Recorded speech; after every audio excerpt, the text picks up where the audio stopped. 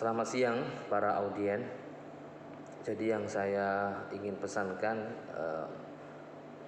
sebagai rangkuman pertemuan tadi pagi bahwa yang perlu kita mulai dalam segi penulisan adalah kita menentukan judul, kemudian outline-nya atau daftar isi. Nah, kalau Bapak Ibu masih bingung, itu bisa kita tengok di bab 2 untuk hasil penelitian tugas akhir S1 atau S2 atau S3.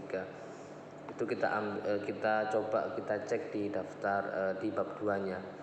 Karena bab 2 itu adalah kumpulan teori dan konsep. Kemudian dengan itu kita nanti akan bisa merumuskan sebuah judul, kemudian merumuskan sebuah kajian atau topik yang akan dibahas. Nah, jadi kalau masih bingung ya kita harus mengacu kepada bab 2 dulu, karena bab 2 adalah kumpulan teori-teori teori mana atau bab mana yang layak untuk dijadikan pijakan dalam penyusunan kerangka penulisan buku. Kemudian masalah judulnya untuk dalam segi redaksi itu ya harus seperti bacaan-bacaan umum ya, nggak usah terlalu kaku kayak penelitian ya. Oleh karena itu tadi di PowerPoint itu saya kasihkan sebuah kata atau kalimat atau kata awal dan kata akhir untuk melengkapi judul intinya atau ditambah dengan anak judul.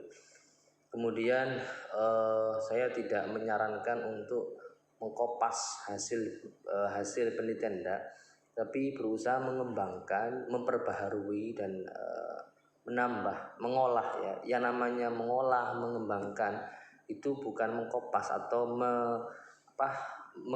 menggabungkan sekendak, tapi digabungkan yang ditambah, diperbaharui. Kenapa? Agar itu up to date dan itu emang benar-benar buku referensi, bukan bentukan penelitian kemudian diterbitkan. Jadi saya tidak menghendaki itu. Jadi tujuan kita mengadakan kelas menulis adalah bagaimana nanti kita itu bisa mengembangkan ya.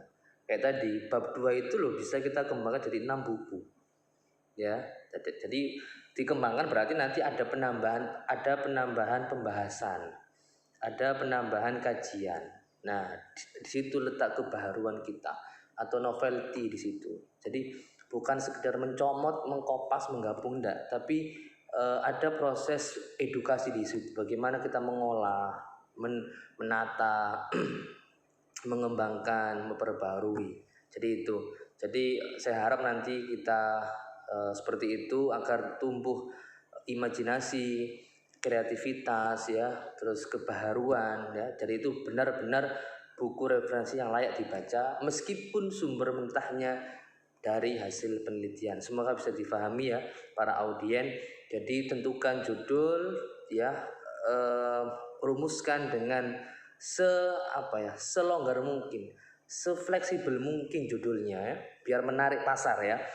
Jadi bukan tujuannya untuk sidang, tidak, tapi ini tujuannya untuk dibaca orang, dikonsumsi publik ya, sehingga judulnya harus menarik ya. Jadi dari segi judul, anak judul itu harus menarik, menantang dan penuh dengan misteri, sehingga konsumen itu pengen beli, pengen baca itu ya. Jadi kalau kaku kan dia dianggap buku biasa itu ya. Jadi itu kan butuh daya nalar, butuh gagasan, butuh inovasi. Bagaimana menyusun judul buku yang menarik? Itu letak keunggulan buku referensi. Meskipun bahan mentahnya dari hasil penelitian, tapi kontennya adalah merupakan kebaharuan, pengembangan, bukan konten lama, tapi konten yang diperbarui. Oleh karena itu disebut pengembangan dan pengolahan ya. Semoga bisa dipahami. Selamat beraktivitas, semoga bermanfaat. Semangat, harus punya target, komitmen, continue, agar moodnya ini selalu terus menggebu dalam menghasilkan sebuah karya. Saya akhiri, Assalamualaikum warahmatullahi wabarakatuh.